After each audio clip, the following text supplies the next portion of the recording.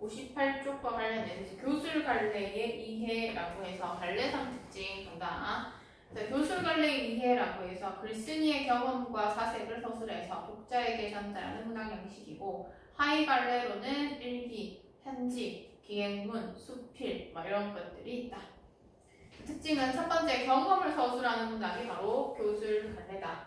글쓴이가 자기 주변에서 겪은 친숙한 경험을 바탕으로 성찰이나 깨달음을 독자에게 전달한다. 가장 기본적인 내용이고, 또한 이를 통해 삶의 지혜나 인생의 진리, 인생에 대한 성찰, 사회나 역사에 대한 인식 등을 서술하기도 한다. 소설은 이제 작가가 꾸며 쓴 일이지만 이 교술갈래 같은 경우에는 경험을 서술한다. 그 다음 자기 고백적이다 라고 얘기를 해. 똑같은 소재나 주제로 쓴다 하더라도 이제 글쓴이의 가치관이라든지 경험이라든지 거기에 따라서 또 다르게 보이기 때문에 개성적인 모습. 다양한 형식으로 기술된다. 왜냐하면 형식적 제한을 받지 않기 때문에 일기로도 나오고 기행문, 편지 다 나온대. 유머와 위트의 문학, 번뜩이는 위트와 해악, 잔잔한 유머를 통해 지적 감과 멋을 제공한다. 교술갈래의 요소를 한번 보면 주제, 제재, 문체, 구성 총 4가지 측면에서 우리가 찾아볼 수 있고, 주제는 우리가 얘기하는 글쓴이가 전달하고자 하는 바, 중심사상이나 의도, 그리고 글쓴이가 경험한 사실이나 현상에 대한 해석이나 평가의 핵심 내용으로 제재의 의미를 부여하는 요소다. 제재는 글을 쓰려고 할 때 활용되는 글감, 그래서 제재는 글감에 해당한다라고 볼 수가 있어. 선택한 소재, 방학이라든지 여름이라든지 꽃이라든지 꿈이라든지.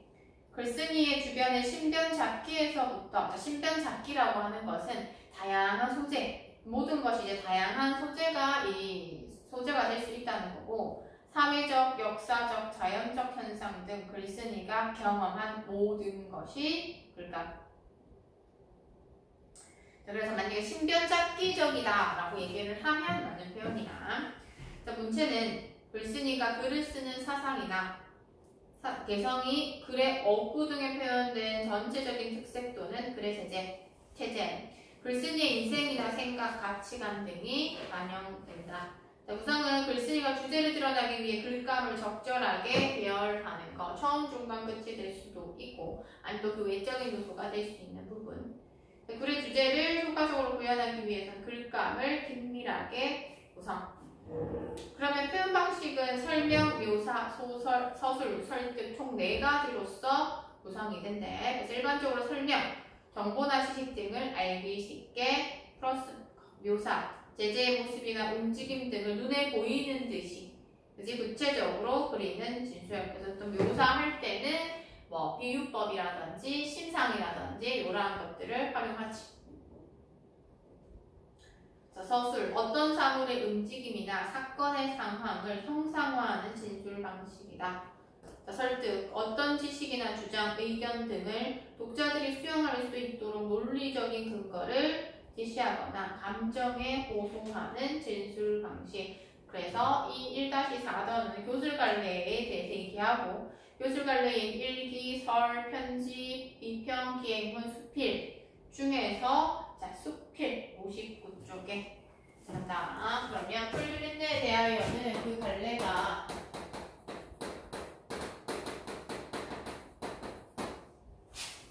수필인데, 글쓴이가 자신의 체험을 통해 얻은 깨달음이나 감동 교훈을 독자에게 전달하는 글이다 라고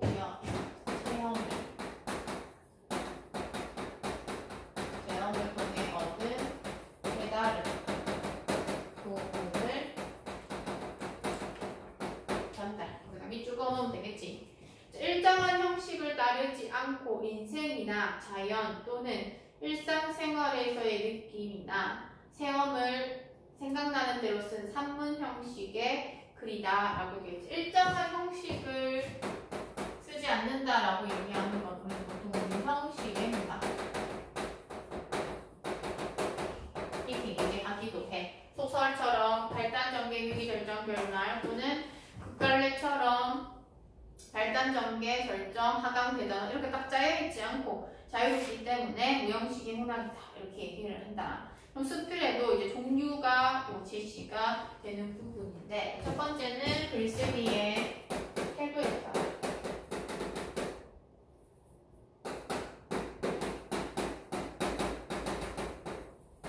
글쓰기의 태도에 따라 처음에 나오는 건 경수필. 그래서 그 두 가지 기준에 의해서 그 갈래가 두 종류로 나뉜다라고 되어 있는데 두 번째보다는 첫 번째가 더 많이 나온다. 경수필과 중수필. 경자가 한자로 가벼울 경자야. 그래서 생활 주변에서 일어나는 사소한 일, 글쓰기의 체험과 인상 등을 소재로 가볍게 쓴 글이라고 얘기했습니다.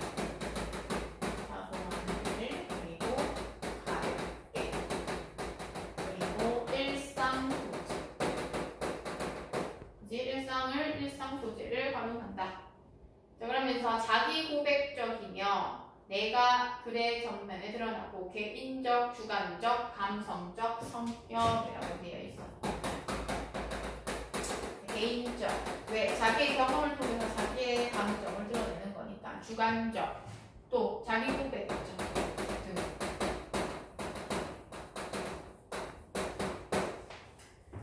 그 다음에 자유로운 내용을 담고 있으며 비격식적인 구조를 취한다. 자유로운 내용이래. 자유로운 내용을 담는다라고 얘기하는 건 앞에 봤던 다양한 소재를 글감이 될 수 있다. 또는 신변잡기적이다. 이렇게 하는 게 이제 자유로운 내용을 담는다라고 얘기를 하는 거고 비격식적인 구조, 형식이 없다. 무형식의 문학이다. 또는 형식의 제약을 받지 않는다. 이렇게 하는 것이 바로 경수필이라고 볼 수가 있고 우리가 흔히 알고 있는 뭐 일기, 편지, 기행문 이런 것들은 다 경수필에 해당하는 거고 그 다음 중수필이야. 중수필의 중자는 무거울 중자. 그렇기 때문에 주로 무거운 사회 문제나 철학적 문제를 소재로 해서 논리적이고 객관적으로 표현한다라고 되어 있어. 자, 그렇다면 얘는 사회 문제나 철학적인 걸 다루기 때문에 위에 있는 경수필처럼 가볍게 사소한 일이다 라고까지는 우리가 살펴볼 수가 없는 부분이고 그렇기 때문에 얘는 철학적이고 논리적이다 라고 얘기하고 또 두 번째 특징에 있어서는 사색적, 지성적 성격이 강하다. 감성보다는 그런 지성적 성격이 강하고 그러면서 마지막 체계적인 내용을 담고 있으면 논리적 구조라고 체계적이고 논리적 구조 그 앞에서 봤던 것처럼 경수필처럼 형식이 정해져 있지 않다와는 다르게 체계성을 지닌다라고 해서 중수필 같은 경우 칼럼 이런 것들 있지 평론 이러한 것들이 해당하는 거고 경수필은 일기, 편지, 기행문 이러한 것들이 경수필에 해당한다. 그래서 아마 이 풀비린내에 대하여와 관련해 가지고는 이 경수필과 중수필에 대해서 갈래상 특징 물을 거고 또 외부 지문으로 지금 우리가 다루고 있는 건 경수필이기 때문에 중수필과 관련한 수필을 제시하고 비교하는 문제가 외부 지문으로 나올 수가 있겠다. 자, 그 다음에 두 번째 진술 방식이나 내용에 따라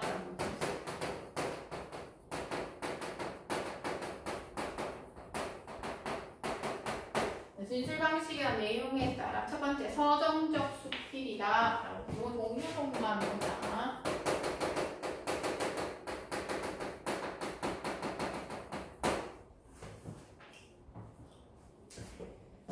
글쓴이가 일상생활이나 자연에서 느낀 감정을 솔직하게 표현한 수필. 서정적이니까 감정을 솔직하게 표현하겠지. 예술성과 문학성이 강하며 글쓴이의 개성이 잘 드러난다. 서정적 수필이기 때문에 감정이 잘 드러난다. 문학성, 예술성이 뛰어나다. 자, 그 다음 두 번째 서사적 수필. 수필. 서사라고 하면 우리는 이야기라고 얘기를 하지. 그래서 보면 이야기를 전하는 형식으로 쓴 수필이며 소설과 다르게 글쓴이가 실제 경험한 것 또는 사실로 존재했던 이야기로 소재로 한다. 자, 소설과 다른 점은 일단 기본적으로 경험이 들어가야 되고 사실이 들어가야 돼. 그러면서 긴밀한 구성을 취하지는 않으며 기행 수필이 대표적이에요. 기행 수필은 우리가 여행하면서 기록해서 이제 쓴 글을 기행 수필이라고 얘기를 하지. 그래서 견문, 보고 들은 것, 그 다음에 사실 이러한 것들을 쓰는 것을 우리는 대표적으로 기행 수필이라고 한대. 세 번째, 희곡적 수필. 글쓴이나 다른 사람이 체험한 사건을 극적 형식으로 서술한 수필. 희곡이니까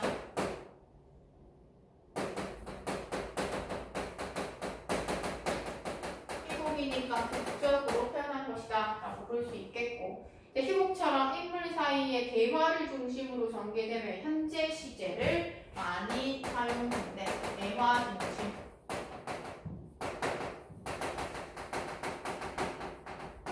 현재 시제. 그치? 그래서 우리가 국문학 같은 경우에는 현재 시제형으로 사용되는데 이러한 희곡적 수필이 이에 해당한다. 자, 마지막 교훈적 수필이래.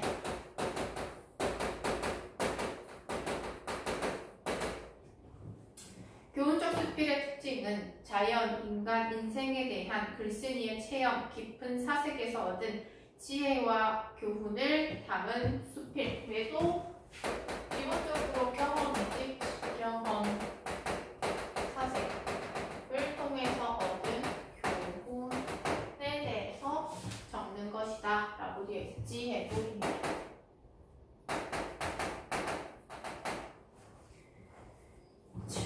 그러면서 설득적 요소가 강하게 드러난다 라고 되어 있어. 왜? 얘는 교훈을 전달하는 거기 때문에 설득적이다 이렇게 되어 있어. 말로 3번 수필의 수용과 감상. 작품의 수용 및 감상이래. 수필에는 글쓴이의 체험과 가치관이 독특한 개성의 위에노가 있고, 따라 수필을 수용하고 감상할 때는 글쓴이의 체험과 가치관을 파악하고 그 속에 숨겨진 개성적인 면을 읽어낼 수 있어야 한다. 자, 두 번째, 감상 결과의 내면화. 독자는 수필에 담긴 의미를 통해 자신을 성찰하고 깨달음을 얻을 수 있어야 하고, 더 나아가 자신을 둘러싼 사회와 자연의 모습을 새롭게 발견하는 과정도 중요하다. 이렇게 되어 있어. 자, 그러면 우리는 풀비린내에 대하여 라히덕의 작품 간다. 그래서 61쪽 하단에 정리되어 있어서 현대수필, 경수필. 성격은 일상적, 성찰적, 생태적. 그래서 성찰하는 그런 수필이고, 제재는 자동차, 풀벌레고, 주제는 자동차를 사용하는 바람직한 태도와 생태주의에 대한 성찰. 이렇게 되어 있다. 특징, 일상적 경험을 바탕으로 생태 문제에 대해서 성찰하고, 후각적 이미지를 통해 글쓴이의 경험을 인상적으로 표현한다. 자동차의 편리함에 익숙해져 있는 현대인에게 생태 문제에 대한 물음을 던지며 반성과 성찰, 그래서 성찰적 태도가 돋보인다라고 볼 수가 있는 부분이네. 자, 그럼 여기서는 처음, 중간, 끝으로 구성되어 있다.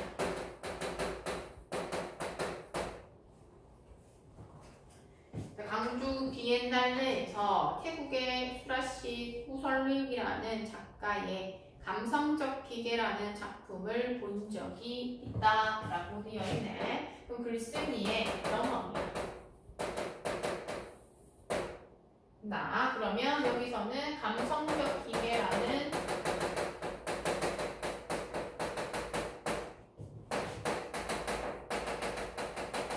작품을 감상한 적이 있대. 경험이다. 이 작품은 1995년 자동차에서 엔진과 핸들, 타이어, 셰시 등을 완전히 제거하고 자체를 뒤집어서 그네 침대로 설치한 것이다. 그네 옆에는 타이어를 비롯한 부속을 재활용해 만든 의자들이 놓여 있었고, 사채로 만들어진 그네 침대 속에서 아이들이 텔레비전을 보고 있는 동안 나는 타이어를 쌓아 만든 의자에 걸터 앉아 그 감성적 기계를 바라보았고 흔히 달리는 무기라고 불리는 자동차가 완전히 해체됨으로써 새로운 용도로 거듭난 모습은 예술 고유의 전복성을 보여줄 뿐만 아니라 자동차에 대한 생각을 곱씹어 보게 했다라고 되어 있지. 그 감성적 기계는 바로 이 자동차야.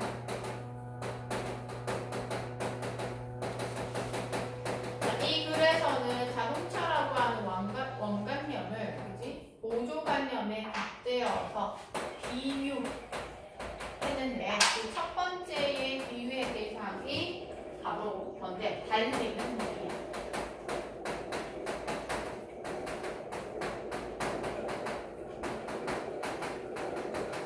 오늘 보조관념과 원관념 제시에서 유사성을 바탕으로 하는 걸 비유라고 얘기를 하지. 그러면서 마지막에 보면 자동차에 대한 생각을 곱씹어보게 했다라고 되어 있지. 그러면 얘가 자동차에 대해서 생각을 해보면서 이 글을 썼구나. 이 글을 쓴 계기가 제시되는 부분이야. 그치? 그래서 처음 부분에서는 그 정도 체크해 볼 수가 있고, 그 다음에 중간 부분. 자, 그 무렵 나는 초보딱지도 떼지 않은 상태여서 자동차가 주는 편리와 불안을 아주 예민하게 느끼고 있었다라고 되어 있어. 자동차가 주는 것이 편리함도 있지만 불안함도 있다. 이렇게 얘기하고 있어. 그렇다면 이 자동차는 두 가지 소성, 편리하기도 하지만 불안하기도 하다라고 되어 있지.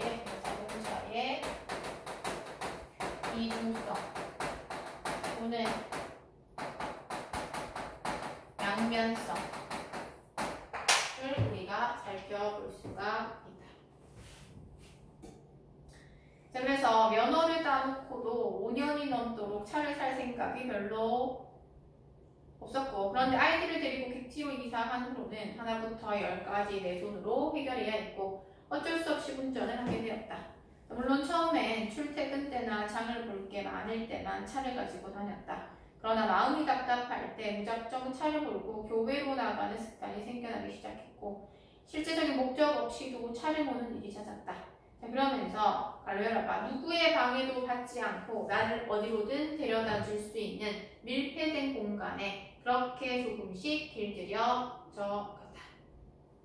중간 부분, 마지막 문단, 밑에서 두 번째 줄 누구의 방해도부터 갈로 길들여져 갔다까지 갈로 닫고 거기다 정리한다. 편리함이라는 자동차의 속성에 익숙해짐.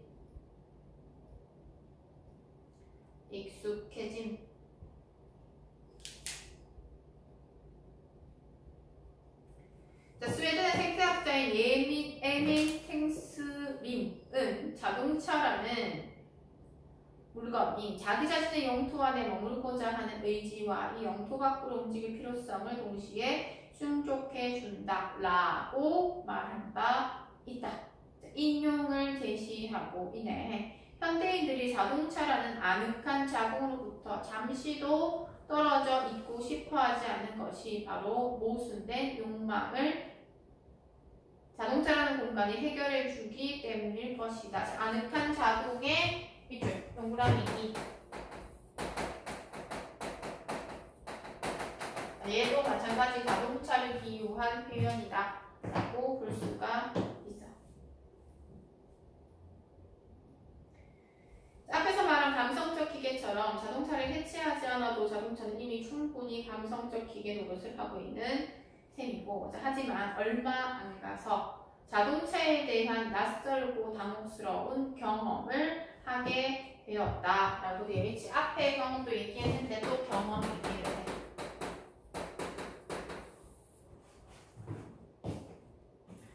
갑자기 서울에 갈 일이 생겼는데 주말이라 차표를 구할 수 없었고 몇 번을 망설이다가 나는 초보 주제의 식구들을 태우고 서울로 가는 고속도로로 접어들었고 긴장을 해서인지 무사히 서울에 도착해서 일을 보고 다음날 밤에 강주로 돌아올 수는 있었다. 그런데 고속도로를 달리다 보니 차창에 무언가 타닥타닥 부딪히는 소리가 났고 처음엔 그저 속도 때문에 모래알갱이 같은 게 튀는 소리려니 했다.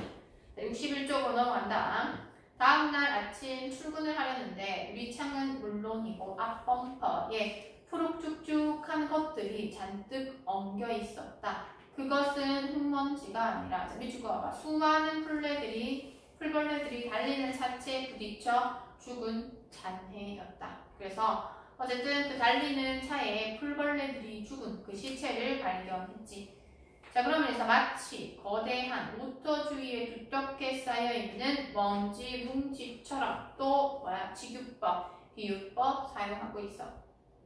직유법 적어놓고 처럼에 그것을 닦아내려다 나는 지난밤 엄청난 범죄라도 저지른 사람처럼 이라고 되어 있어. 여기서 나타나는 경험은 어쨌든 차에 풀벌레가 부딪혀가지고 죽게 되었고, 그래서 그것으로 인해 가지고 여기서는 얘를 글쓰니까 닦아내렸어.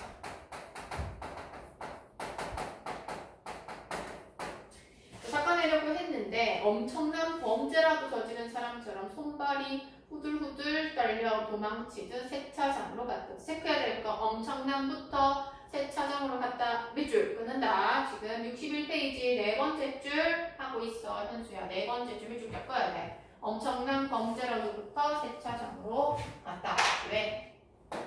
자기 때문에 죽었으니까 죄의식 느끼고 그 다음 이렇게 벌레가 많이 죽었다는 거에 충격을 받은 모습.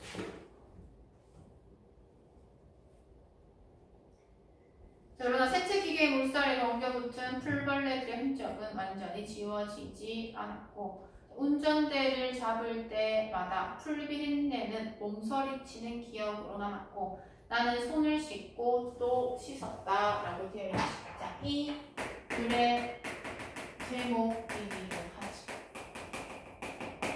자, 그러면 이 풀비린내 의미에 대해서 우리는 잘 정리를 해야겠지. 자, 중요한 부분이야. 어쨌든 여기 나와있는 벌레들 같은 경우에는 우리 인간의 편리함으로 인해 가지고 자동차를 달리다가 죽게 된 그러한 상황이야. 그렇기 때문에 첫 번째 의미로는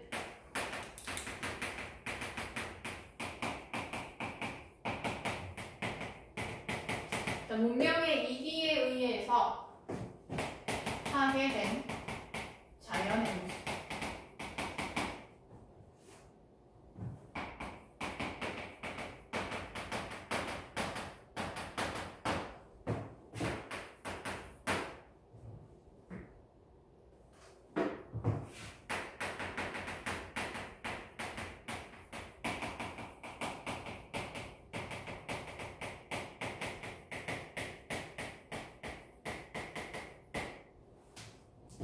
그 다음에 생명을 파괴했다는 죄의식도 들어간다.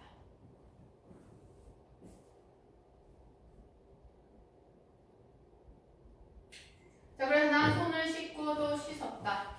시속 100km 정도의 속력에 그렇게 많은 풀벌레가 지리겼다는 것도 믿기 어려웠지만 이러한 살상의 경험을 모든 운전자들이 초경처럼 겪으리라는 사실이야 말로 나에게는 예상치 못한 충격이었다.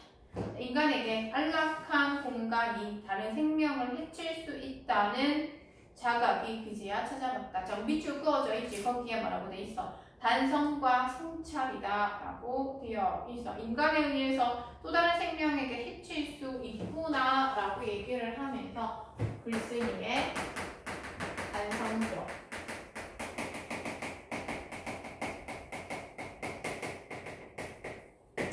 성찰적 태도가 드러나는구나. 마지막 끝부분에 우리가 한번 보면 옛날 티베트의 승려들은부터 갈로 입을 열어 말을 할 때마다 공기 중에 미생물을 죽이게 될까봐 얼굴에 7겹의 천을 두르고 다녔다라고 한다 이지. 자, 간다. 끝에 첫 번째 줄, 두 번째 줄 전체 갈로 열고 닫는다. 옛날부터 한다까지. 자, 그렇다면 여기서의 이 예시는 작은 생명체를 모험한 배려한 사례야. 미생물들이 죽을까봐 7개의 천을 휘둘렀다. 이렇게 얘기를 하는 부분이야. 그렇다면 아무리 작은 생명이라도 뭐 하는 거?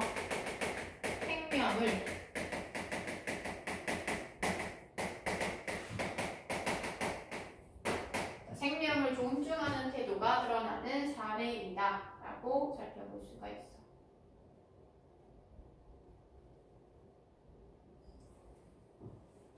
그걸 생각하면 자동차를 몰고 다니는 것 자체가 엄청난 살생행위라고 말할 수 있을 것이고, 그렇다고 하루아침에 차를 없앨 수도 없는 형편이어서 나는 자동차에 대한 태도를 정리할 필요를 느꼈다. 차를 유지하되 사용을 최소화하고 의존도를 낮추는 선에서 타협할 수밖에 없었다. 그리고 감성적 기계의 편안함에 길들여지는 순간마다 그것이 풀비린내뿐만 아니라 피비린내를 불러올 수 있다는 자각, 윗줄 점과 바꿔져 있는데, 뭐라고 돼 있어? 여기서는 풀벌레뿐 아니라 인간을 포함한 생명체에게 해를 끼칠 수 있다. 왜냐하면 그 벌레도 먹이기 때문에 생명이 있기 때문에, 그치? 그 문명의 이기에 길들여졌을 때 발생할 수 있는 그런 상황에 대해서 얘기를 하는 거야. 운전을 시작하기 전까지 나는 걷기 애찬자였고 인공적인 공간보다는 자연 속에 머물기를 누구보다 좋아했다. 자, 그러나 차를 소유한 후부터는 생태적인 어떤 발언도 할 자격이 없다는 생각이 들곤 했고, 차를 소유하되 그에 종속되지 않는다는 것, 이런 아슬아슬한 줄타기가 앞으로 얼마나 지속될 수 있을지 모르겠다.